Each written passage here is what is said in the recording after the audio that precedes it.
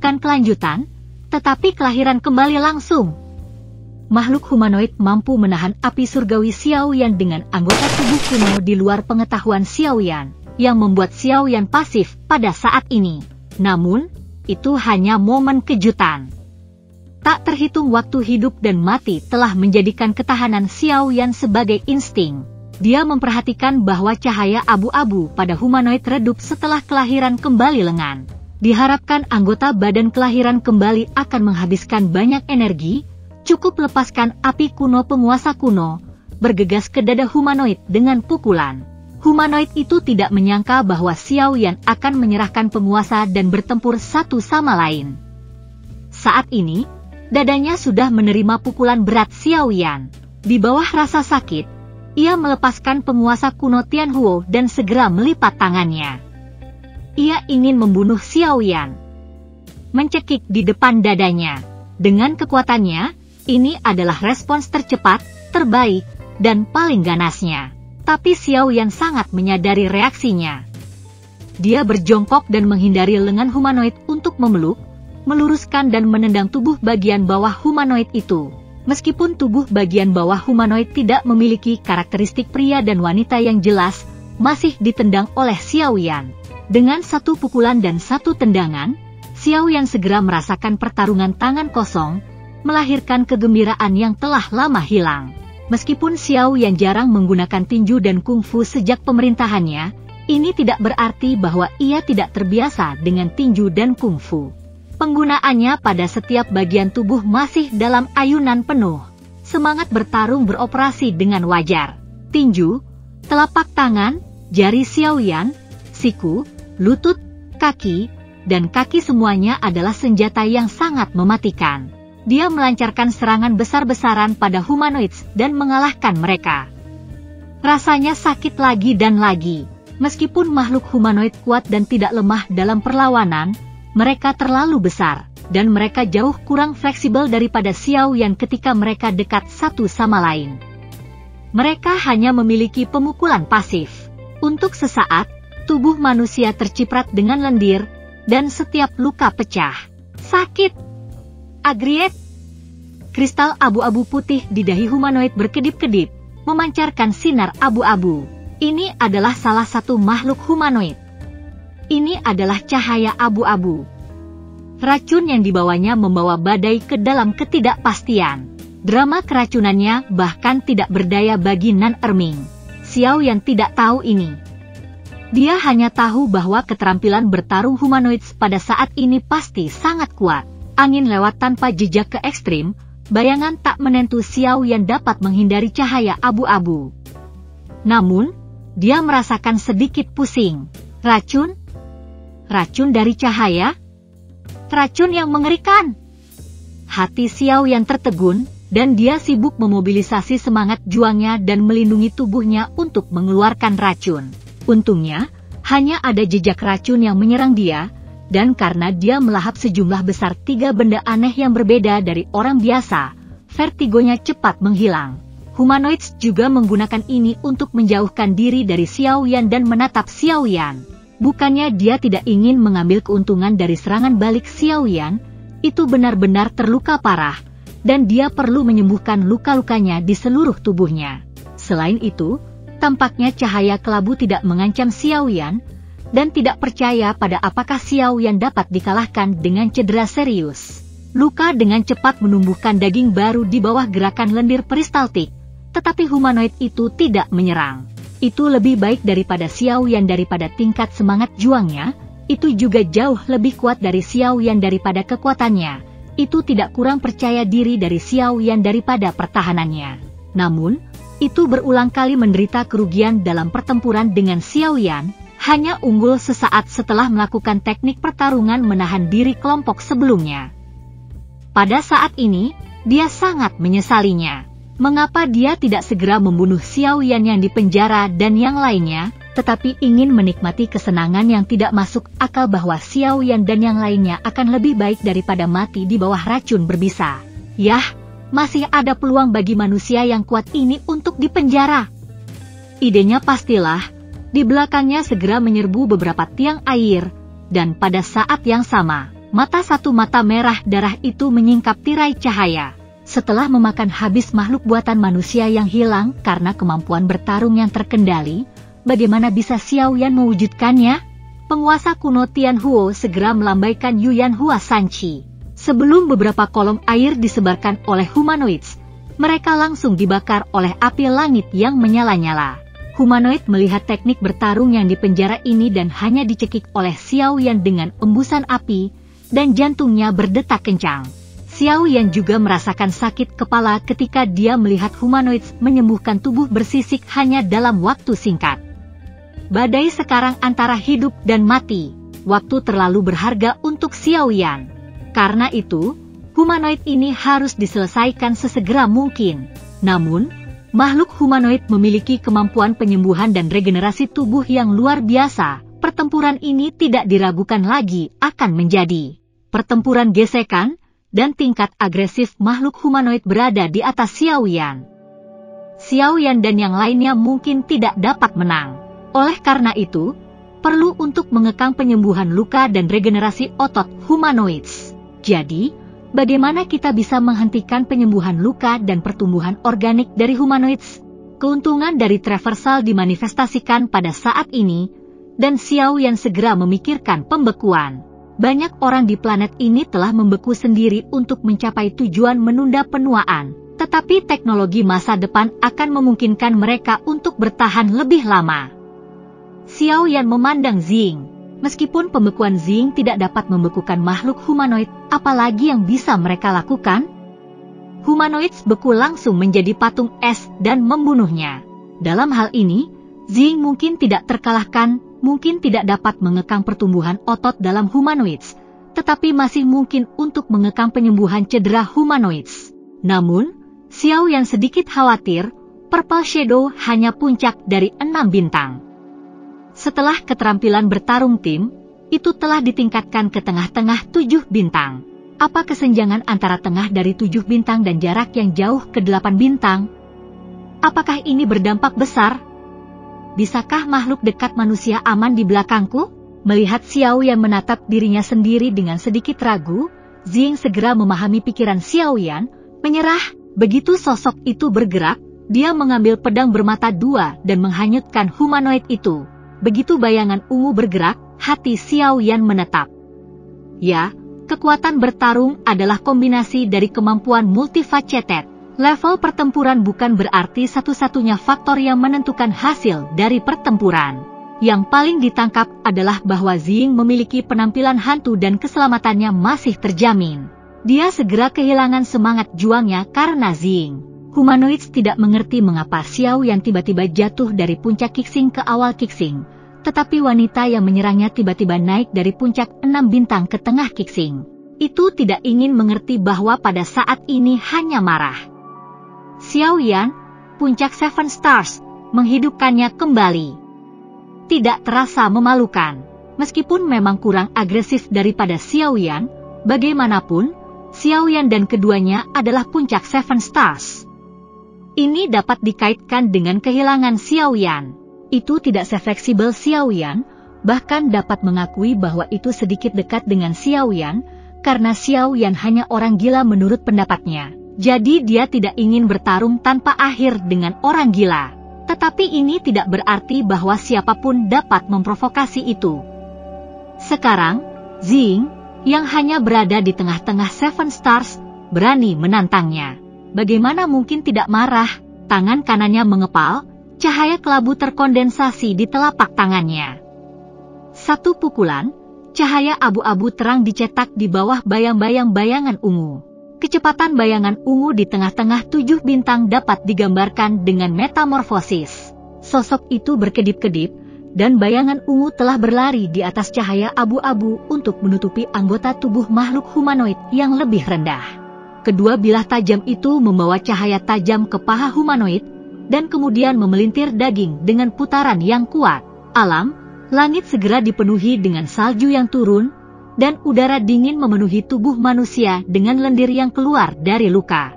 Ada kerugian untuk semuanya baik. Meskipun lendir menghambat penyembuhan luka dari humanoid, itu juga membuat humanoid merasa kurang menyakitkan.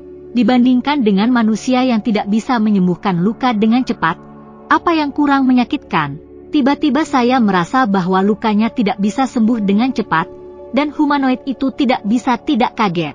Kemampuan untuk beregenerasi dan menyembuhkan luka dengan cepat adalah biaya terbesar yang bisa diandalkan makhluk manusia untuk menjadi raja di daerah ini dengan kekuatan bagian atas dari 7 bintang. Sekarang tidak dapat menyembuhkan luka dengan cepat. Bagaimana tidak terkejut? Itu adalah pengorbanan yang mengejutkan dari makhluk humanoid, dan Ziying membalik dengan pisau ganda di tangannya, dan membuat lebih dari selusin luka pada makhluk humanoid. Bagaimana Ziying bisa begitu trauma? Baru pada saat itu humanoid menyadari bahwa itu meremehkan Ziying, dan menyadari bahwa untuk itu, betina bintang 7 tengah mungkin lebih mengerikan daripada jantan bintang 7. Dengan amarah, tubuh itu menghancurkan es tipis yang terbentuk di permukaan tubuhnya, tinjunya menggedor gas yang jatuh ke arah Ziying, dan pada saat yang sama, kristal abu-abu di dahinya menembakkan cahaya abu-abu. Tinju ganda tinju manusia mengangkat tinju di sekitarnya, dan berputar-putar dalam pusaran kebayangan ungu. Ziying merasa bahwa tekanan tak terlihat menekan dirinya sendiri dari semua sisi. Ya, humanoid itu ingin menahan sosok Ziying melalui angin tinjunya, sehingga cahaya kelabu bisa bekerja dalam satu pukulan. Namun, kecepatan bayangan ungu lebih cepat dari imajinasi humanoid. Kecepatan cepat Xiao Yan berasal dari keterampilan tubuhnya Wind Passes No Trace, tetapi kecepatan cepat Ziying datang dari dirinya sendiri. Tidak ada waktu untuk keterampilan bertarung diperlukan. Purple Shadow meluncur pergi seperti kekacauan sebelum angin kepalan mengepung, hanya menyisakan gambar residu yang terkena cahaya abu-abu, dan orang itu telah mencapai sisi kanan makhluk humanoid. Bayangan ungu yang dimulai mengerikan. Purple Shadow mendesak Ice and Snow Realm ke ekstrim, berputar-putar di sekitar makhluk humanoid, meninggalkan lubang pada makhluk humanoid setiap kali ia menghindari pukulan berat. Ketika bayangan ungu semakin cepat dan semakin cepat, ada semakin banyak luka pada humanoids, salju dan es semakin lama semakin tebal, kecepatan meninju semakin lambat, dan kekuatannya secara bertahap tidak sekuat sebelumnya. Bayangan yang sangat bagus. Ziying tiba di Qixing pasti mesin pembunuh. Xiao Yan dan semua orang memuji diam-diam. Humanoid sudah agak takut. Purple Shadow begitu cepat, tindakannya sangat tertahan di bawah lapisan salju dan es, hanya dipukuli secara pasif. Tubuh terus-menerus terluka, dan untayan dingin terus-menerus dituangkan ke dalamnya melalui luka, tidak mengatakan bahwa itu melukai musuh. Turun ke patung es juga sangat mungkin. Itu segera bergegas beberapa kolom air di belakangnya sendiri, dan mata bermata satu merah darah meledak ke tirai cahaya pada saat yang sama. Humanoids juga menunjukkan kemampuan bertarung yang dipenjara. Itu diubah oleh Raja Katak, dan ini sedikit kebijaksanaan. Bukan berarti ia lupa bahwa api langit Xiao Yan dapat membunuhnya. Ia tahu bahwa Xiao Yan ada di sana. Hampir tidak mungkin baginya untuk berhasil. Niat sebenarnya melakukan teknik pertempuran ini adalah untuk Xiao Yan mengirim api langit untuk memecah Sky Fury. Bukankah itu musuh terbesar salju dan es? Justru menggunakan api langit Xiao Yan untuk memecahkan bidang es dan salju untuk itu. Saya harus mengatakan bahwa angan-angan humanoids bermain dengan baik. Namun, angan-angannya masih salah. Apa yang salah? Kesalahannya adalah ia mengabaikan teknik bertarungnya yang dipenjara, yang mengharuskan kolom air berubah menjadi kabut. Bagaimana kolom air berubah menjadi kabut air di wilayah salju dan es Ziying? Tidak hanya itu tidak menjadi kabut air, itu segera membeku menjadi es segera setelah meledak. Humanoid itu hanya beberapa trik, akhirnya menjadi miskin.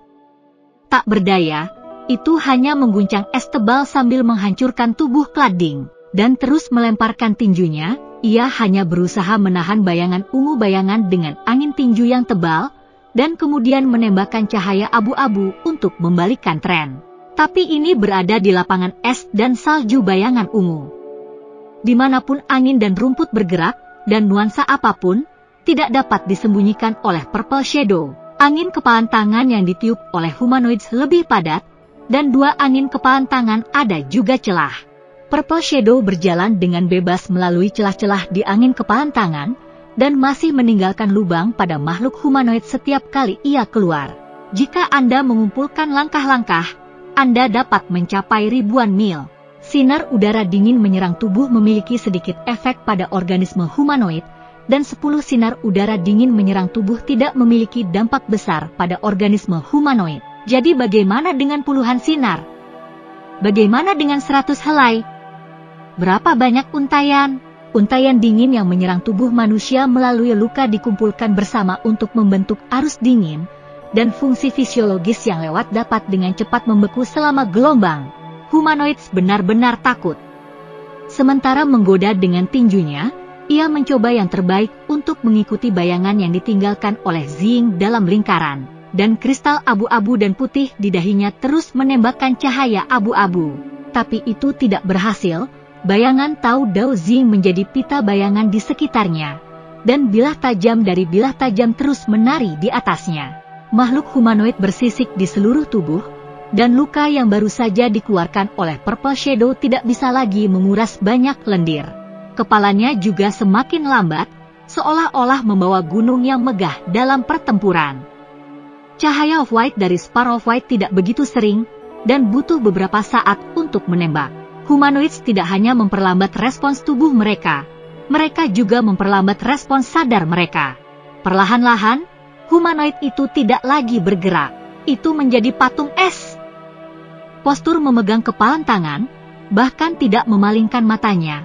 Cahaya berbisa di matanya hanya terungkap, bukan ditembak. Adalah patung es yang begitu kuat. Gambar-gambar di sekitar tubuh humanoid menghilang, dan Zing berdiri dan tersenyum, menatap Xiao Yan.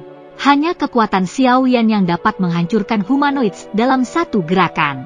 Mengambil keuntungan penuh dari semangat juang Zing yang hilang, Xiao Yan melompat ke udara, dan penguasa kuno yang menembakkan langit itu melambaikan bayangan penguasa yang kosong. Penggaris kaki kosong itu mengembun menjadi penggaris raksasa yang berkedip dengan darah menyilaukan, dan membelahnya dengan ganas di dada makhluk humanoid. Suara klik berlanjut, dan banyak retakan menyebar di dada humanoid, dan kemudian humanoid itu pecah menjadi sepotong es seperti cermin yang pecah, dan kemudian pecah menjadi sepotong es. Humanoids, meskipun memiliki kapasitas pertumbuhan otot yang luar biasa, hanya bisa mati dengan kebencian. Seperti katak abu-abu, humanoid tidak memiliki inti sihir, hanya kristal abu-abu dan putih di dahinya yang utuh, tetapi tidak memiliki kilau. Sebuah tiang yang kehabisan energi. Xiao Yan dan Zing khawatir tentang keselamatan badai dan segera bergegas ke badai. Menyaksikan gas kematian di wajah Storm menjadi lebih berat dan lebih buruk, dan menghirup napasnya yang lebih lemah. Xiao Yan bertanya pada Nan Erming dengan suara yang dalam, "Bisakah ada lagi?" Mata Nan Erming berkaca-kaca. "Aku belum pernah melihat racun dalam dirinya. Aku tidak bisa melakukan apapun selain mempertahankan hidupnya selama mungkin." Hati orang-orang tenggelam ke dasar. Xiao Yan bertanya, "Berapa lama itu bisa bertahan?" Nan Erming tidak berani menatap mata Xiao Yan dan berbisik, "Paling lama 2 jam. Hingga 2 jam." Hati orang-orang hancur sedikit demi sedikit. Saat itu, tiang abu-abu putih yang sudah pucat tiba-tiba bersinar dengan kabut. Tertarik oleh cahaya redup, puing-puing lapisan es yang tersebar di tanah melayang ke arah kristal abu-abu dan diserap oleh kristal abu-abu. Puing es dibungkus dengan daging cincang daging manusia, dan kristal abu-abu secara bertahap menjadi abu-abu setelah menyerap sejumlah besar puing es. Spar abu-abu dan putih ini jelas harta karun. Setiap hari, semua orang akan sangat tertarik. Tapi sekarang, badai sudah mati, dan betapapun bagusnya harta itu tidak menarik bagi semua orang. Mereka hanya ingin bertahan dengan badai untuk terakhir kalinya. Mata Nan Erming berangsur-angsur terang. Dia ingat harta yang hanya legendaris, dan dia menarik tombak putih ke tangannya dengan lambaian. Dia berbalik dan memperhatikan dengan hati-hati ketika tiang hijau abu-abu itu berubah ke tangannya. Mata Nan Erming meneteskan air mata kegembiraan. Tangannya gemetar dan suaranya bergetar. "Saya pikir badai telah diselamatkan. Benarkah?" Semua orang terkejut dan skeptis. "Hanya pertandingan ini? Bisakah ini menyelamatkan badai?" Nan Erming mengangguk lurus. "Jika aku tidak salah, tiang ini adalah batu beracun. Wandu Lingxi? Mendengarkan namanya sangat baik untuk detoksifikasi. Nan Erming memperkenalkan dengan gembira, saya baru ingat. Saya melihatnya di sebuah buku kuno yang soliter. Buku kuno itu mengatakan bahwa Wandu Lingxi adalah batu aneh yang lahir dari bumi dan dipadatkan oleh sumber racun. Nan Erming hanya mengeluarkan kalimat dan Xiao Shan segera bertanya, jelas sesuatu yang jatuh dari Raja Katak itu, dan memiliki hubungan kentut dengan kelahiran langit dan bumi. Bukan saja dia salah, tapi dia juga menghancurkan kakinya sambil mengangkat batu. Di belakangnya oleh beberapa es, gerakannya lebih terkendali. Itu buru-buru melangkah untuk jarak dari Purple Shadow. Tapi seberapa cepat Zing bisa sembuh? Bayangan ungu selalu seperti gangren metatarsal di seluruh tubuh dengan ganas. Tidak dapat melakukan apapun, humanoid itu membanting kakinya, memikirkan Moody Arrows untuk menyerang Zing. Namun, tanah rawa telah dibekukan menjadi sebidang tanah beku oleh bidang es dan salju di Zing. Tanah itu hanya menyebarkan banyak retakan dan tidak memiliki panah air lumpur yang dibutuhkan makhluk manusia. Hati orang-orang segera terangkat. Xiao Shan benar, bukankah Nan Erming menyelamatkan badai dan memalingkan muka? Mereka semua memandang Nan Erming dengan penuh semangat. Betapa mereka berharap Nan Erming bisa memarahi Xiao Xiao untuk izin. Bahkan pertempuran berteriak cemas bahwa Nan Erming bisa sangat menyakitinya pada saat ini. Ini tentang kehidupan badai. Nan Erming tidak mengecewakan mereka. Dia menatap Xiao Xiao dengan sikap kesal, dengan marah tampak marah. Bisakah Anda membiarkan saya berhenti berbicara dan menyela? Xiao Shan menutup mulutnya dengan gembira. Naner mengerti pandangan Xiao Xiao. Tiang ini bukan palsu dari Raja Katak, tetapi ia lahir dari surga dan bumi. Dia tenang dan melanjutkan, tetapi hanya dengan menyerap langit dan bumi Reiki tidak dapat memuaskan pertumbuhan 10.000 batu roh beracun. Ia harus bersarang di tubuh dari daging dan darah dan menyerap daging dan darah dari langit dan bumi untuk tumbuh ke bentuk akhirnya. Nan Erming berkata semakin bersemangat. Dikatakan dalam catatan bahwa ketika batu racun beracun tumbuh ke waktu tertentu, itu akan mengeluarkan aroma menggoda untuk menarik Warcraft yang akan datang. Selama Warcraft tidak tahan godaan untuk melahapnya, itu akan mencair ke dalam daging World of Warcraft ini. Warcraft itu diserap olehnya, bukankah itu akan menyedihkan? King Muar bertanya dengan rasa ingin tahu. Jika itu adalah Xiao Shan atau Zing atau Long Yu yang mengajukan pertanyaan ini, Nan Erming akan tetap memandangi penghinaan itu seperti orang idiot, dan kemudian melatih dan berkata Anda baru saja lupa betapa hebatnya Raja Katak itu. Tapi dia takut pada King Muar. Dia mencubit hidungnya dengan rapi, dan berkata, ketika batu beracun dari inang menyerap daging inang, itu memancarkan energi khusus untuk mengubah tubuh inang. Tidak ada catatan dalam buku-buku kuno tentang fakta bahwa Raja Katak dapat membentuk humanoids adalah mahakarya Wandu Lingxi setelah naik. Dan buku-buku kuno mengatakan bahwa kisaran radiasi energi khusus yang dipancarkan oleh Wandu Lingxi tidak kecil. Katak abu-abu itu seharusnya terpengaruh dan juga bermutasi, sehingga tidak ada sihir nuklir. Yah, itu mungkin terjadi. King Muar tiba-tiba memikirkan sesuatu, dan bertanya lagi, sangat gugup. Lalu kamu memegang batu roh beracun di tanganmu. Apakah kamu tidak takut energinya untuk mengubah tubuh kita? Nan Erming tersenyum dan menggelengkan kepalanya. Tidak. Wandu Lingxi harus memancarkan daging dan darah di tubuh tuan rumah untuk memancarkan energi. Itu tidak akan dipegang di tangannya. King Muar jengkel, itu bagus. Akan sangat menyedihkan jika diubah menjadi orang dewasa yang bukan hantu atau hantu. Semua orang tertawa. Nan Erming tertawa, dan kita benar-benar beruntung. Warna berubah menjadi abu-abu hijau adalah bentuk akhirnya. Telah mencapai bentuk akhir setelah menyerap sejumlah besar daging Raja Katak yang cacat, dan tidak lagi membutuhkan tuan rumah. Ketika Xiao Shan melihat Nan Erming, dia berkata dalam waktu yang lama bahwa dia tidak mengatakan jenis batu beracun apa yang bisa menyelamatkan badai. Dan dia sangat cemas. Ketika sampai pada racun, tidak ada akhir. Setelah berbicara untuk waktu yang lama, bagian ini bisakah Spar menyelamatkan badai? Nan Erming tertawa setiap kali pertempuran terjadi, tetapi Nan Erming tidak tersenyum kali ini.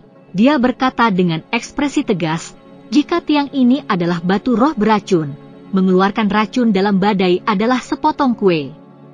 Tapi aku itu harus benar, seharusnya, pasti. Xiao Xiao sangat cemas sehingga dia menatap Nan Erming. Kau terburu-buru untuk menyelamatkannya. Jika terjadi badai, aku harus. Ada apa denganmu? Aku harus memakannya? Nan Erming berteriak kembali. Dengan 10.000 batu racun di tangan, Nan Erming sangat tenang. Bukankah ini 1 jam? Jika 10.000 batu racun tidak bisa mengusir racun yang bersih, maka itu tidak bisa dianggap sebagai 10.000 batu racun. Nan Erming segera menyelamatkan badai itu. Dia mengangkat badai dan duduk tegak sesuai dengan metode yang dicatat dalam buku-buku kuno. Dia berteriak pada pertempuran Xiao, tahan, jangan bergerak. Kemudian dia meletakkan batu beracun di atas badai dan menutupinya dengan tangannya. Spirit Stone, perlahan masukkan semangat juang ke dalam jutaan Spirit Stone racun. Terinspirasi oleh semangat juang Nan Erming, batu wanduling mekar dengan cahaya abu-abu hijau, yang menjadi semakin makmur dan berapi-api. Racun dalam badai dipanggil oleh asalnya, dan berubah menjadi kabut-kabut dan bergabung menjadi cahaya abu-abu hijau. Perlahan-lahan, vitalitas di wajah badai semakin lemah dan lebih ringan. Semua orang sangat marah. Ketika kabut menghilang ke dalam cahaya abu-abu hijau sepenuhnya, Nan Erming mengambil batu wanduling dari atas badai. Tanpa indoktrinasi, lampu hijau wanduling Lime bertemu.